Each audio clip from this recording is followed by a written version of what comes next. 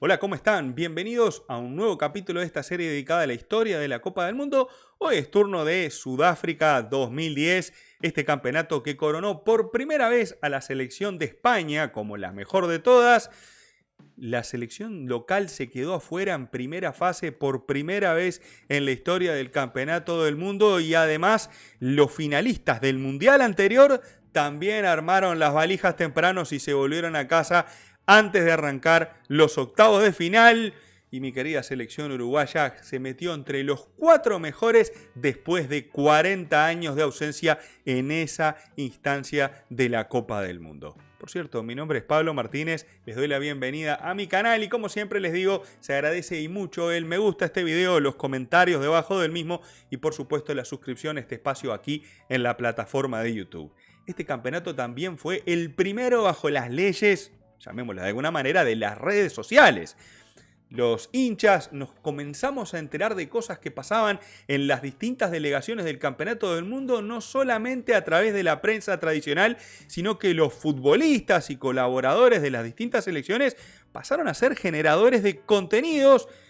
Para ponerles un ejemplo nomás que pude vivir en aquella época, Diego Forlán fue uno de los encargados de mantenernos al tanto de las distintas cosas que sucedían con la selección uruguaya a través de su cuenta de Twitter. Y eso pasó a ser una novedad de cómo se empezó a manejar la información a partir de aquel Mundial de Sudáfrica, algo que quizás nos parezca tan normal hoy en día, por aquellos tiempos era una de las novedades.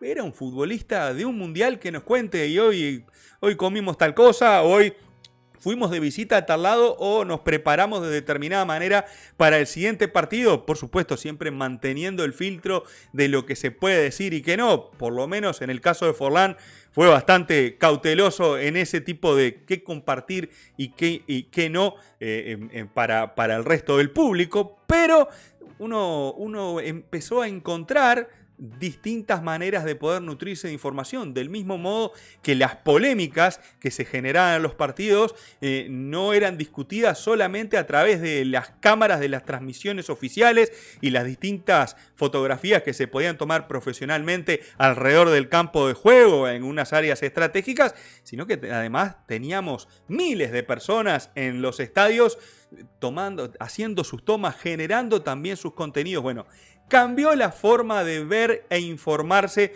en este caso de la Copa del Mundo, y este Mundial de Sudáfrica también fue quien, digamos que el que se metió ahí por primera vez en este nuevo mundo. ¿Cómo logró Sudáfrica ser el organizador del Campeonato del Mundo? Bueno, ya había estado ahí cerquita, a un paso en 2006.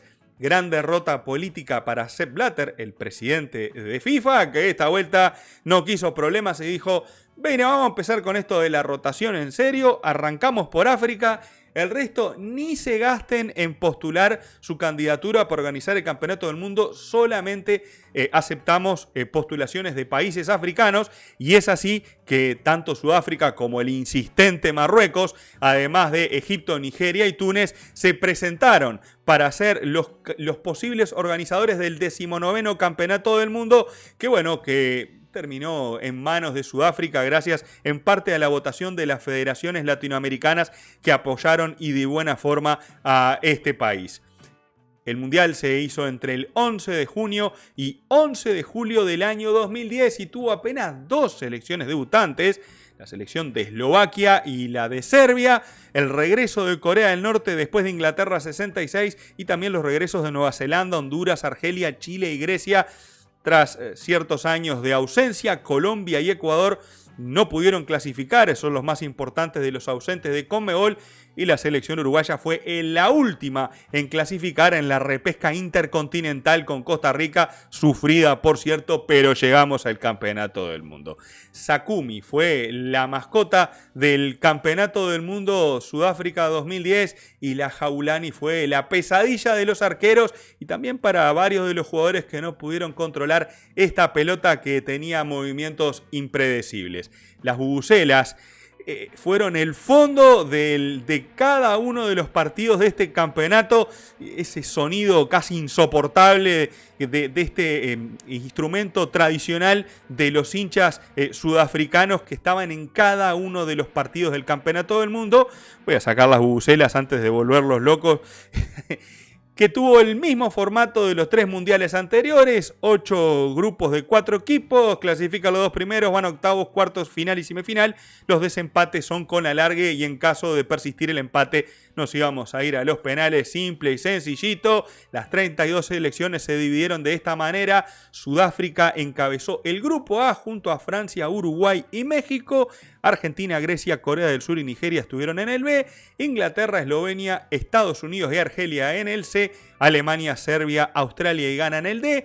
El grupo E estuvo integrado por Holanda, Dinamarca, Japón y Camerún, Italia, Eslovaquia, Paraguay y Nueva Zelanda. El grupo F, Brasil, Portugal, Corea del Norte, Costa de Marfil. El G, la gran favorita España, encabezó el grupo H junto a Suiza, Chile y la selección de Honduras, que tiene alguna cosita interesante también para contar de su participación en esta Copa del Mundo, que fue, la verdad, ese orgullo de todo un continente. Fue tomado como eso, no solamente Sudáfrica, sino que toda África estaba detrás de esta Copa y Nelson Mandela, la gran figura, el gran soporte de este campeonato del mundo. Chabalala, con ese golazo, abrió la Copa del Mundo y la alegría para los Bafana Bafana, el sobrenombre de esta selección sudafricana que festejó de esa manera muy particular el primer gol de este campeonato, pero Rafa Márquez se encargó de aguarle la fiesta a los locales y poner el empate que empezó a complicar a los sudafricanos porque, bueno, los siguientes 2 rivales que tenían eran bastante pesados y bueno, no se sabía qué iba a pasar. Uruguay empató 0-0 aquel partido con Francia. Uno tiene el recuerdo de un partido de esos de otra vez así Uruguay, otra vez no va a pasar nada. Después capaz que hago un video en específico de Uruguay en la Copa del Mundo 2010. Si hay gente que me está viendo Uruguay y me dice en los comentarios, hacete un videito de Uruguay en Sudáfrica 2010, capaz que hago algo de eso. Y no fue tan así. Uruguay empezó a convencerse de que algo había cambiado ya en ese partido. Quizás los hinchas nos empezamos a convencer cuando en el segundo partido se le ganó a Sudáfrica. Esta fase de grupos que tuvo resultados sorprendentes. Las 5 selecciones sudamericanas pasaron a los octavos de final, pasó Corea del Sur, pasó Ghana, o sea, tuvo una diversidad importante de selecciones que vamos a ver que a la hora de que se empiezan a decantar en los octavos y cuartos de final, será de las últimas veces que vamos distintas selecciones de diferentes lugares, no tanto como en los últimos mundiales donde quizás se concentre más la cosa entre los sudamericanos y en especial los europeos. Vamos a arrancar el repaso por la fase de grupos. Uruguay ganó el grupo A con 7 puntos sobre México, que fue el segundo, y le ganó a Sudáfrica por diferencia de goles. Diego Forlán empezó su festival futbolístico en aquel partido con los sudafricanos con un golazo más otro de penal y le complicó las cosas a los locales que se tuvieron que conformar con ganarle a Francia, que apenas hizo un gol en ese partido y se fue eliminado. Esa imagen del Ruso Pérez en el partido con México fue una de los motores anímicos de la selección uruguaya que tuvo el primer gol de Luis Suárez ante los mexicanos en el último partido del grupo. Argentina le ganó el grupo con 9 puntos, quizás con más holgura de lo que pasó en la cancha en algunos momentos de los partidos. Aquella Argentina dirigida por Maradona y ya con Messi con la 10 en la espalda y liderando futbolísticamente el equipo. Le ganó bien a Corea del Norte, también a Grecia. Los coreanos sorprendieron al ganarle el lugar a los europeos y a Nigeria, que quizás eran los favoritos, y de esa manera se metieron en los octavos de final. Ahí Martín Palermo festejando su gol con Maradona en el partido contra los griegos. Todo era alegría para Argentina en ese momento. Inglaterra buscaba arquero porque si no se las metían para adentro. Era increíble los errores de los arqueros ingleses en ese grupo que tuvo Argelia con 17 futbolistas nacionalizados. Una cosa tremenda. Un opuesto a algunas de las selecciones europeas que vemos hoy en día. Y tuvo a Landon Donovan, una de las figuras de Estados Unidos que terminó primero en el grupo, dejando a los ingleses segundos por diferencia de goles.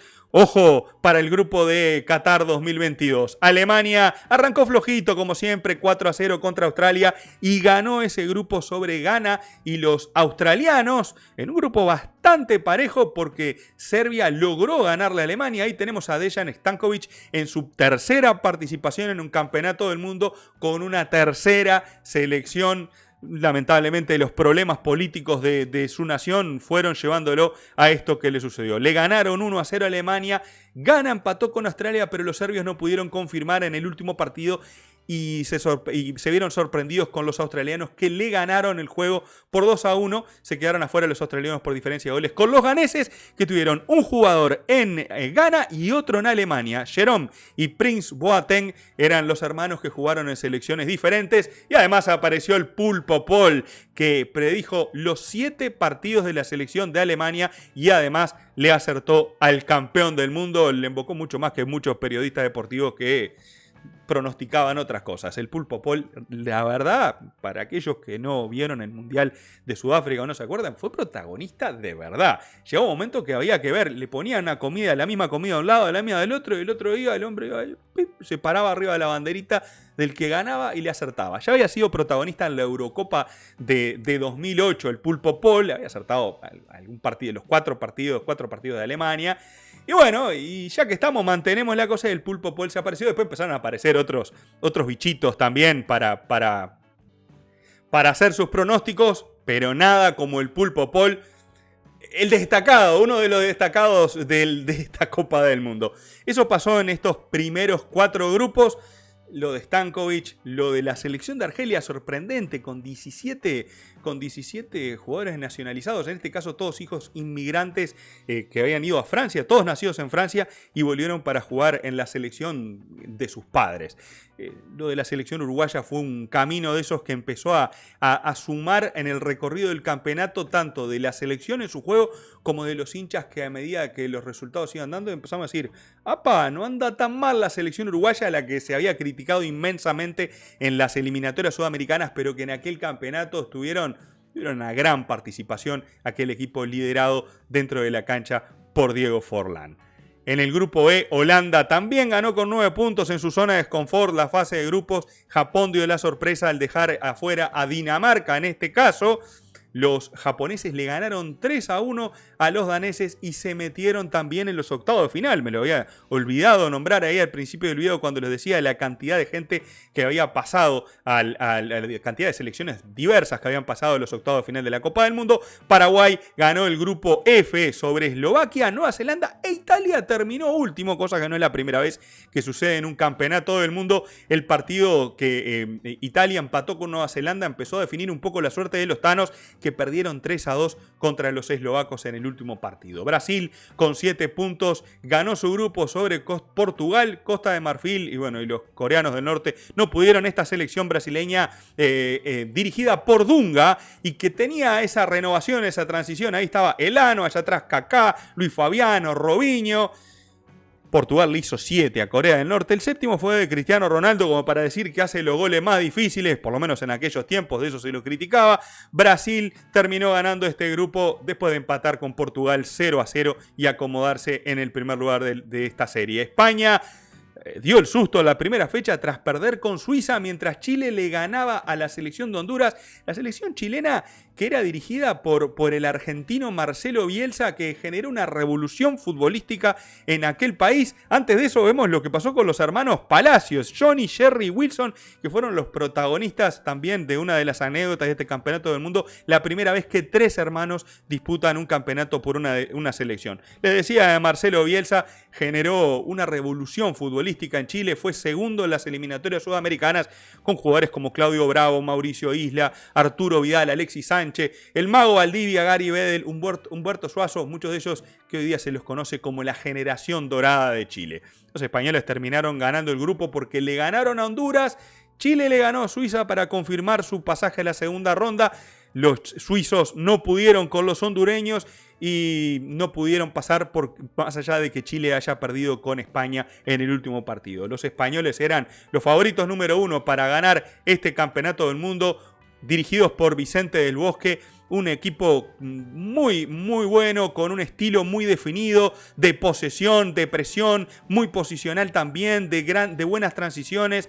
Un gran equipo el español, con Xavi, Iniesta, Xavi Alonso en la mitad de la cancha, eran realmente un equipazo.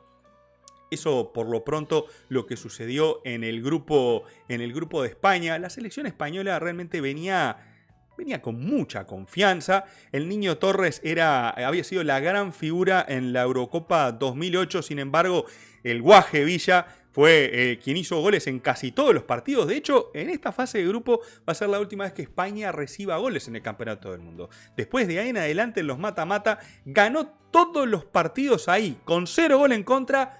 Y con uno le alcanzaba, porque pese a que Iker Casillas demostró ciertas inseguridades y generó ciertas dudas en el recorrido de este campeonato, fue protagonista y positivo de la suerte de la selección española en este campeonato, con atajadas importantes, desde atajar penales hasta el recordado mano a mano que se dio en la final de este torneo también. O sea que hubo mucho ahí para repasar de lo que pasó en esta fase de grupo. Los chilenos tuvieron la mala suerte que en los octavos de final le tocara bailar con la más fea. Vamos a repasar primero cómo terminó ahí está, metí mal el dedo. Vamos a repasar cómo quedaron el cuadro de octavos de final, donde Uruguay quedó emparejado con Corea del Sur, Estados Unidos con Ghana, Holanda, Eslovaquia, Brasil, Chile, Argentina, México, Alemania, Inglaterra, Paraguay, Japón, España con Portugal. Fíjense,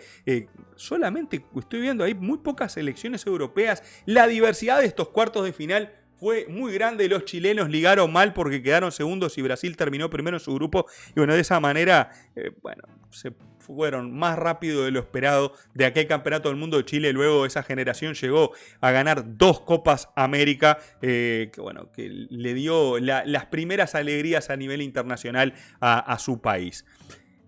Uruguay se enfrentó a Corea del Sur, le ganó 2-1 en un juego que parecía sencillo, que Suárez había anotado rápido en el primer tiempo. Se complicó la cosa, Uruguay se tiró atrás, los coreanos se envalentonaron, se fueron todos arriba y al minuto 68 Lee le hacía el gol a Muslera, el primero en el campeonato del mundo, y cortaba el reloj, en donde batía el récord de Ladislao Mazurkiewicz, que tenía el récord de imbatibilidad histórico de la selección uruguaya, uno de los tantos récords que batió Uruguay en este campeonato del mundo de su propia selección. Suárez, con un golazo, puso la clasificación para Uruguay, le dio el 2-1 y de esa manera respiramos tranquilos. Muy sufrido después, se despertó la celeste después del gol de los coreanos. No era necesario, muchachos, que nos hagan sufrir tanto. Ghana le ganó 2-1 a Estados Unidos.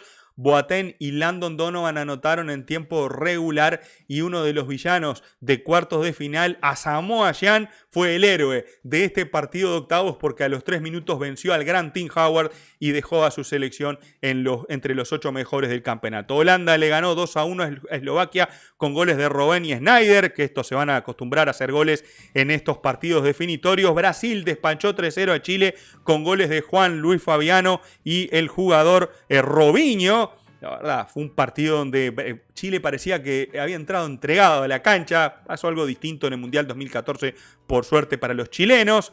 Argentina le ganó 3-1 a México en un partidazo. Había empezado muy bien México. Carlitos Tevez hizo un gol en offside para arrancar el partido. Evidente offside, que no lo vio. Hoy día se lo anulan en el VAR, clarito, porque no precisaba tirar la línea para ver ese offside. Higuaín se la pisó al Conejo Pérez y a los 33 hizo el segundo gol. Los mexicanos perdieron la cabeza, se complicó la cosa, y a los 52, a los 7 del segundo tiempo, Carlitos Tevez hizo el segundo, un golazo para poner el 3-0, liquidar la serie sin importar el gol de Chicharito Hernández a los 71 minutos. Alemania le ganó 4-1 a la selección de Inglaterra en un partido con que la terna uruguaya estuvo bastante complicada. Klose a los 20 y Podolski a los 32. Ya los ingleses no sabían a quién más poner arquero. En este caso atajó David James. Upston se adelantó a la salida de Neuer, puso el descuento, y un minuto más tarde Lampard tiró de afuera del área, la pelota pegó en el horizontal y pegó, no sé, medio metro adentro del arco, picó la pelota. Mauricio Espinosa dijo: yo no vi nada, para mí pegó adentro de la cancha y no cobró gol. Fue increíble. Müller a los 67 y a los 70 liquidó a los ingleses con 2 goles y de esa manera clasificaron a los cuartos de final. Paraguay y Japón nos pudrieron 120 minutos, empataron 0-0. Los paraguayos después de la fase de grupo no convirtieron más, pero Tacuara Cardoso definió la serie después de que los japoneses erraron su penal y los paraguayos por primera vez se metieron en los cuartos de final en una Copa del Mundo, siendo esta su mejor participación. El Guaje Villa definió un partidazo entre España y Portugal 1-0. La verdad estuvo muy bueno aquel juego, intenso, oportunidades para ambos equipos, errores de los arqueros, errores de los jugadores, muchas virtudes de aquellos futbolistas que nos entregaron un partidazo por los octavos de final, y que Villa, después de el rebote en el arquero de su propio tiro, y para mí saliendo en posición adelantada, definió aquel partido. Ya ahí a la carrera les conté 2, 3 partidos que offside, que esto, que el otro.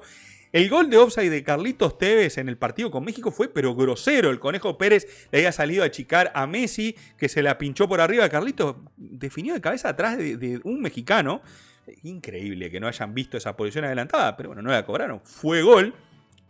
Lo mismo pasó desde mi punto de vista en la posición adelantada del Guaje Villa en el partido con Portugal. Y lo más escandaloso, sin lugar a dudas, fue el gol que no le cobraron a Lampard, el tiro aquel que pega en horizontal, que Neuer queda ahí como colgadito, esperando a ver bueno, pidiendo clemencia. Inglaterra le estaba empatando el partido en un par de minutos a Alemania. Y bueno, y sin embargo, el Mauricio Espinosa no lo vio, la Rionda tampoco. Creo que son las únicas 2 personas en el estadio que no vieron que esa pelota fue gol, pero son las 2 personas que tienen que ver para ratificarlo y cobrarlo. Así que bueno, a partir de este gol especialmente, bueno, cuando les toca a los ingleses, a los que cuando protestan hacen ruido, la FIFA toma cartas en el asunto. Pues bien, dijeron, a partir del Mundial que viene vamos a experimentar con esto de ponerle el chip a la pelota, cosa que como siempre se hace en algún Mundial juvenil, o en este caso la Copa Confederaciones rumbo a Brasil 2014, permitió que ya no exista más este error, y que si la pelota pica adentro y es gol y en línea no la ve, el árbitro va a señalar el reloj que le va a indicar que la pelota entró. Algo tan sencillo como eso. Después de ver todo este tiempo de VAR y todo esto que ha pasado, creo que el chip es la que no discuto, es la más justa de todas, porque es para una cosa bien objetiva. ¿Entró o no entró? El VAR de a poquito se ha transformado en una discusión distinta a la de antes, pero discusión al fin de decisiones que no toman máquinas, que siguen tomando humanos y que se siguen equivocando, reduciendo simplemente un poquito el margen de algunos errores, llevándole a otros errores, como por ejemplo que por un pedacito de hueso de la rodilla estás adelantado y eso parece que vas a sacar una ventaja enorme para poder hacer un gol, y que por eso te cobran offside. Qué sé yo. Ustedes me sabrán decir también allí en los comentarios qué les parece a ustedes la tecnología aplicada a los partidos de fútbol. ¿Cuál vendría a ser el término medio o el extremo que a ustedes les gustaría que se aplique en unos partidos de fútbol? Yo con las 2 manos voto el chip en la pelota, el VAR, y bueno, pues tenemos que discutirlo bien, porque por lo menos en Sudamérica no nos está saliendo bien. Los cuadros de cuartos de final quedaron de esta manera: Argentina, Alemania, Paraguay, España, Brasil, Holanda y Uruguay gana. Alemania despachó a Argentina, que se vio sorprendida desde el arranque. A Messi lo marcaban de a 8, lo escalonaron bien. Chiquito Romero fue anticipado por Müller, que anotó el primer gol rápido en el partido y eso hizo perder la cabeza a los argentinos, que vieron cómo Klose y compañía terminaron de aplastar a la selección de Maradona en los últimos 20 minutos y de esa manera empujarlos para afuera de la Copa del Mundo. Los alemanes realmente hicieron goles de esos de partidos de goleada, con 3, 4 toques antes de entrar, ante la pasividad de la defensa argentina, que ya no podía hacer nada, dejando por segunda vez a Lionel Messi sin campeonato del mundo, y a los alemanes encaminándose a estar entre los 4 mejores una vez más. Brasil perdió con Holanda pese a que Robinho había puesto el primer gol del partido. Una mala salida de Julio César, un cabezazo atrás de Felipe Melo ante un tiro libre sin compromiso de Sneijder, puso el empate para los holandeses. Qué mal que me cae Felipe Melo, ¿qué quiere que le diga? Y después Sneijder de cabeza tras un tiro de esquina puso, ante la pasividad también de la defensa brasileña, el segundo gol con el que se definió este partido. No faltó la expulsión de Felipe Melo, que le dio este pisotón a Robben, y el árbitro no lo dudó y lo sacó para afuera de la cancha. España le ganó 1-0 a Paraguay, muy sufrido. Casillas atajó un penal a Tacuara Cardoso. Los paraguayos le hicieron un partidazo a los españoles, fueron los que mejor se le plantaron, pero Iker, que generaba dudas en cada partido, se quedó con el penal, ni rebote dio. Xabi Alonso convirtió de penal, se le anularon porque invadieron todos los españoles, y en el segundo penal el gran Justo Villar atajó y en el rebote le convierte penal a un jugador español, cosa que el árbitro centroamericano dijo: ¿pa' qué? Yo esto no lo voy a cobrar. Villa ligó en el rebote, la pelota dio en los dos palos y de esa manera festejó un nuevo gol en su cuenta personal y la clasificación de España. El gran partido del Campeonato del Mundo fue el que se jugó en el Soccer City el 2 de julio, cuando Uruguay y Ghana se enfrentaron en estos cuartos de final. Partido duro, intenso, con dominio alternado, con jugadores como Fuchile que estuvo ahí desmayado un rato en el primer tiempo. Fue impresionante aquel partido, físico, técnico, táctico. Muntari en los descuentos del primer tiempo puso un tiro de lejana distancia para el 1-0. La Jabulani fue traicionera también para Kingston y el tiro libre de Forlán con el que empató el partido a los 55. Y bueno, empezó a llegar el momento del alargue. Uruguay tuvo sus oportunidades, Ghana tuvo las suyas. Se intercalaron en el riesgo y en el dramatismo. Uruguay perdió a Lugano lesionado. La verdad que fue tremendo el juego, vivido a mucha intensidad, y en la última jugada del alargue llega esto, que cuando a mí me dicen que Suárez hizo trampa cuando metió la mano, a ver, vamos a explicarnos claro. Acá tenemos a Piá, el jugador que se tira, miren a qué distancia está Fuchile, ese fue el foul que cobró Olegario Benquerenca, el árbitro portugués, y en línea que lo asistía. Ahí tengo otra tomita desde atrás, de una toma de atrás, para ver la distancia que había entre Fuchile y el jugador de la selección de Ghana. Imposible, a piano era Adillá, que no lo tocó. Eso no es trampa. Tirarse para simular un foul parece que no es trampa. Bueno, eso los ingleses, por supuesto, no lo consideraron, que tomaron a Suárez como el villano de la Copa del Mundo por hacer algo tan natural como evitar un gol y jugársela por sus compañeros. Bueno, Adillá hizo trampa, simuló una falta que derivó en la jugada del Campeonato del Mundo. Appiah tiró en offside, ahí lo tienen en posición adelantada.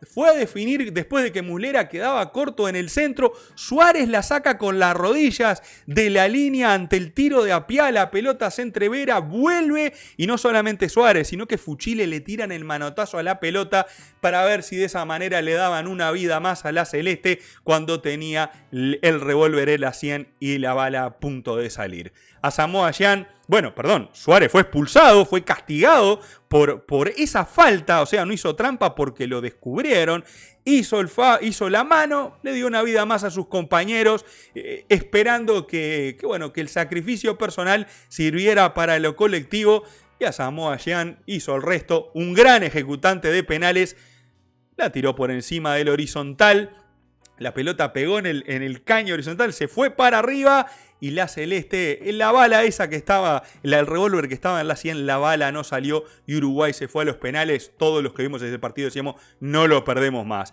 Suárez festejaba y Juan Castillo, el tercer arquero de Uruguay, se desmayó, se desvaneció ante la emoción de ese momento. Los penales, antes de los penales, cuando erró Gyan, Muslera atajó 2.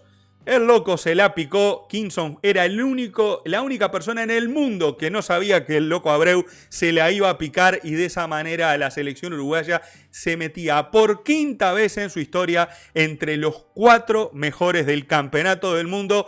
Son de ese tipo de partidos en los que uno recuerda dónde estaba, qué estaba haciendo, con quién festejó, cómo lo festejó, qué hizo, qué no hizo, qué comió, qué cábalas tenía.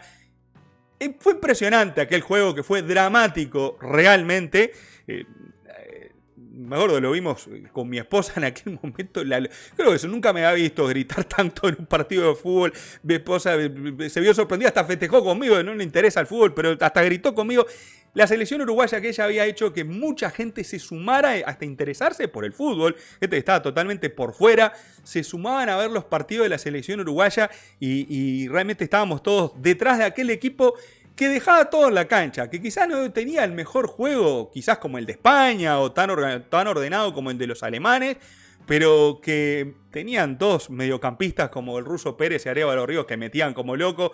Forlán estaba en estado de gracia y le salían todas. Realmente fue espectacular el Mundial. Y tenía aquellas dos figuras que surgían en el contexto internacional como Luis Suárez y Edinson Cavani. En aquel momento delantero del Ajax y del Palermo de Italia. Imagínense, después fueron superestrellas de Barcelona, del Napoli.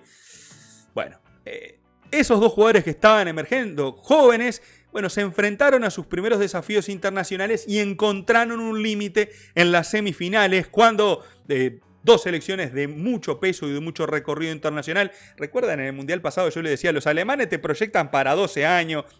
Venían de jugar la final de 2002, estuvieron en las semifinales de 2006.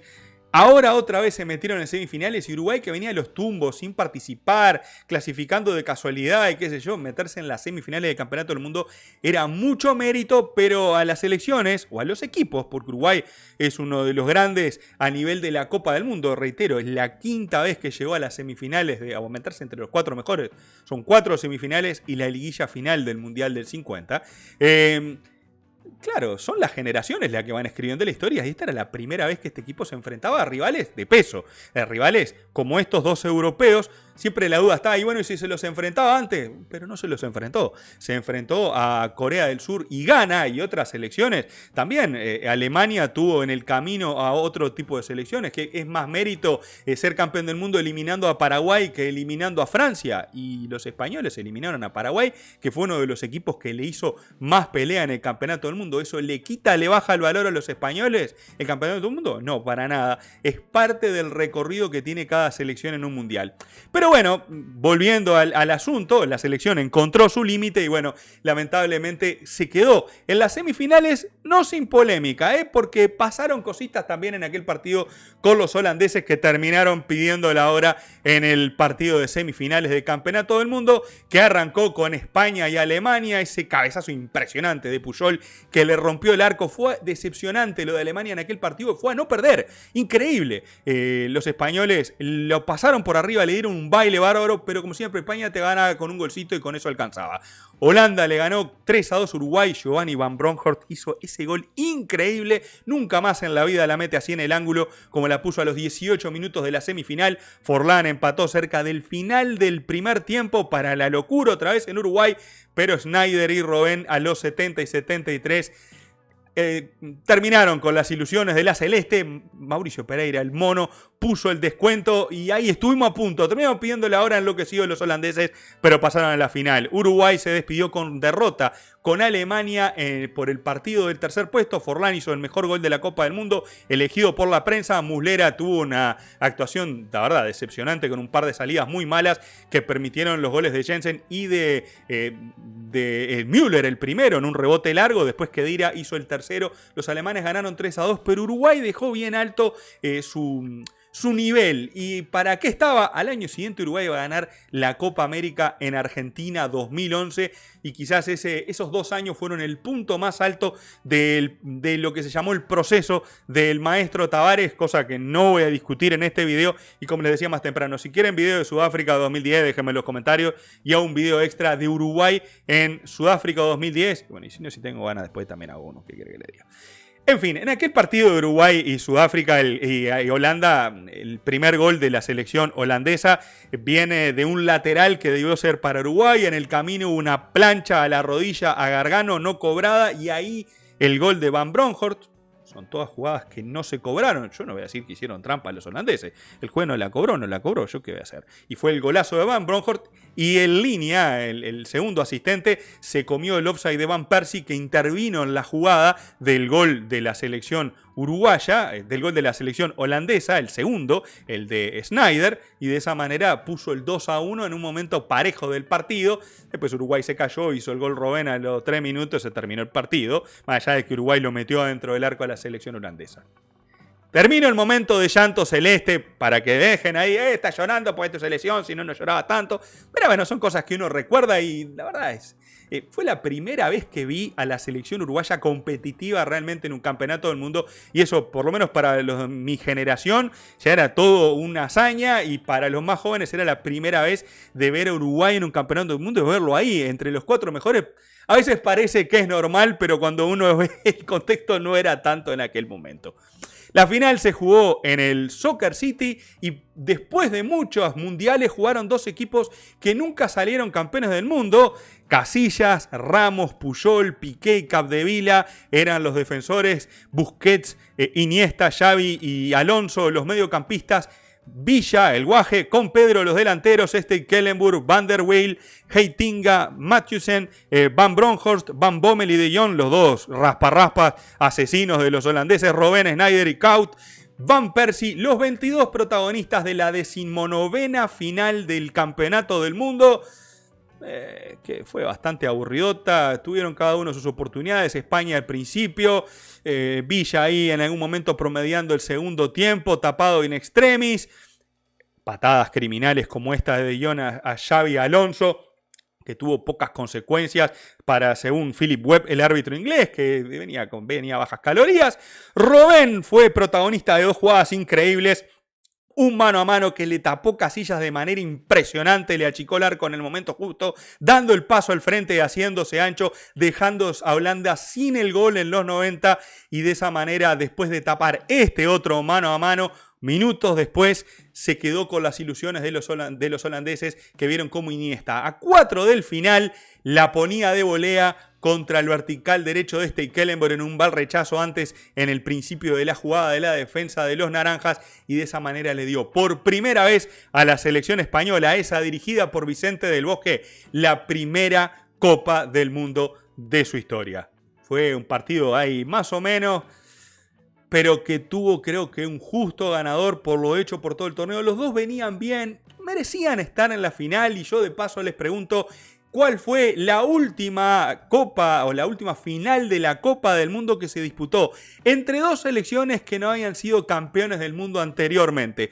Si llegaron y me bancaron hasta acá y me dejan los comentarios del video, le dan el me gusta y de paso se suscriben, me contestan. Antes de España y Holanda, que ninguno de los 2 habían salido campeones del mundo previo a esa final, ¿cuál fue la final disputada entre 2 no campeones del mundo en este campeonato? ¿Cuál fue? Dígame, ¿en qué año? Me lo dejan ahí en los comentarios y yo me despido hasta el próximo video relacionado con Brasil 2014. Muchas gracias por su atención. Nos vemos en la próxima. Chao, chao.